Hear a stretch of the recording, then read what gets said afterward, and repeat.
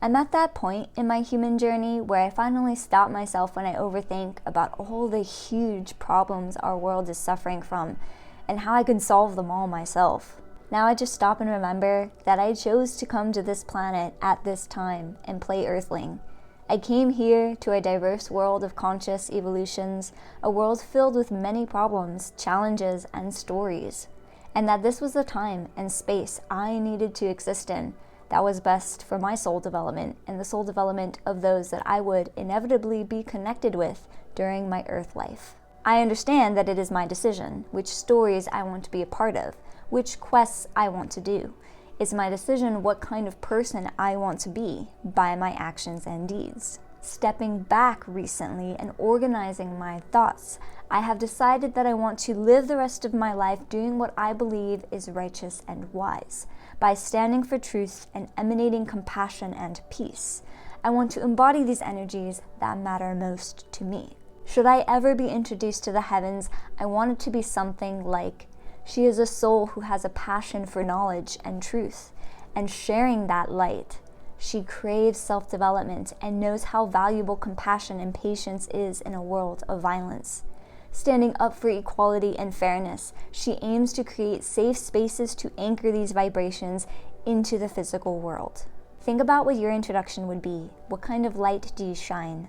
What is so incredibly unique to you and no other entity in the universe? Right now, I am working on better understanding the world and how I can make the greatest possible impact on this planet, as my focus right now is learning to cooperate with people who don't align completely with my ideals, but finding those commonalities which unite us so that we can work on manifesting those energies which we can collectively benefit from as a people of planet Earth. When I was a child, I kept repeating this idea that I came here for a reason, for a purpose, and that I had this promise that I had to fulfill to God, and I had this overwhelming desire to do something really, really great for this world. That I somehow had something that could benefit this world and make it better for everyone. It's been a really long journey, and for the longest time, I didn't know what that great thing was.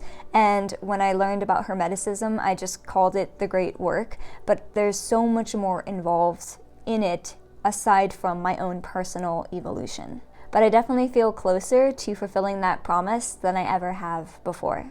And so I will continue to speak for this planet and for all life forms therein and the future that we all share. For me, right now, that is standing up for the forests and the planet, getting to know the forest and becoming a part of the ecology of this world, of the organism that is planet Earth. When the planet is sick, we are sick.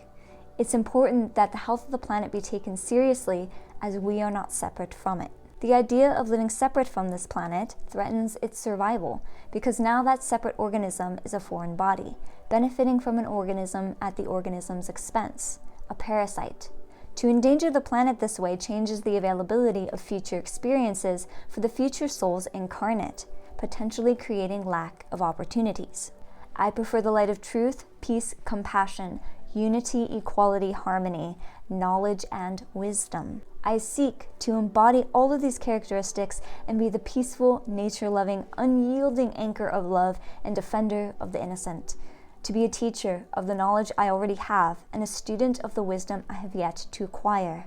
I know that in order for me to be that anchor for love light on this planet, to build that self-sustainable community of conscious, compassionate truth speakers, I must continue to improve my leadership and communication skills, despite how difficult it is for me to be social and connect with different people. I need to develop long-lasting relationships with comrades and allies with cooperation, despite our differences, and focus on what we have in common. I wanted to be a hermit when I was younger. I had absolutely no faith in humanity. I wanted to be alone in the woods and not have to deal with anyone, and I thought that that would make me happy. But I learned that if I wanted to do great things in this world, that I couldn't do it alone. That if I wanted to make a huge difference, I would need to cooperate with others who were like-minded and work together to create change. I am not an expert astrologer, but I have been looking for a deeper understanding of my psyche in this matter. My sun is in Aries in the 12th house, and that may translate to me having a fiery passion to spread the light in darkness. While everyone is sleepwalking, it is my unyielding passion to wake people up and show them what I see and what they are capable of seeing. Everybody that's watching this right now is capable of seeing the truth, the whole truth, and nothing but the truth. Collectively, as a majority, people's third eyes are beginning to open, and all of the things that were hidden are now coming to light. Just think about all the things that you've heard in the news, all of these secrets that are now so obvious. They cannot hide the truth from us any longer. There's too many of us who are awake.